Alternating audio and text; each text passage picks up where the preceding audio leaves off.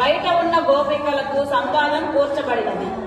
బయట ఉన్న గోపికలు లేత చిలుక వంటి కంట మాధుర్యం కలదానా, ఇంకనూ నిద్రించుచున్నావా, అయ్యో ఇదేమిటి అని ప్రశ్నింపగా లోపల ఉన్న గోపిక, పరిపూర్ణులకు గోపికలారా, చికాకు కలుగునట్లు బిగ్గరగా పిలువకండి, నేను వచ్చుచున్నాను అని సమాధానం చెప్పెను. బయట ఉన్న గోపికలు, నీవు చాలా నేర్పుగలదానవు, నీ మాటల ఎందరి నైపుణ్యమును కాఠిన్యమును మేమింతకు పూర్వమే ఎరుగుదుము అని పలుకగా లోపల ఉన్న గోపిక, మీరే నేర్పుగలవారు, కాఠిన్యము కలవారు, పోనిండు నేనే కఠినరాలను అని సమాధానమిచ్చెను.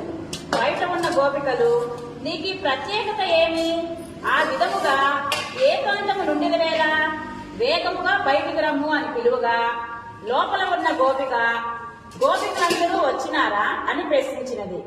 బయట ఉన్న గోపిక, గోపికలందరూ వచ్చినారు, నీవు వచ్చి లెక్క పెట్టుకొను అని చెప్పింది. లోపలున్న గోపిక, సరే నేను వచ్చి చేయవలసిన పనేమి అని ప్రశ్నించను. అప్పుడు బయట గోపికలు, బలిష్టమకు కువయల పీడనమకు ఏనుగును చంపిన వాడును, శత్రువులు దర్పమంచిన వాడును, మాయావియమును శ్రీకృష్ణుని కీర్తిని గానము చేయుటకు రమ్ము అని పిలిచింది.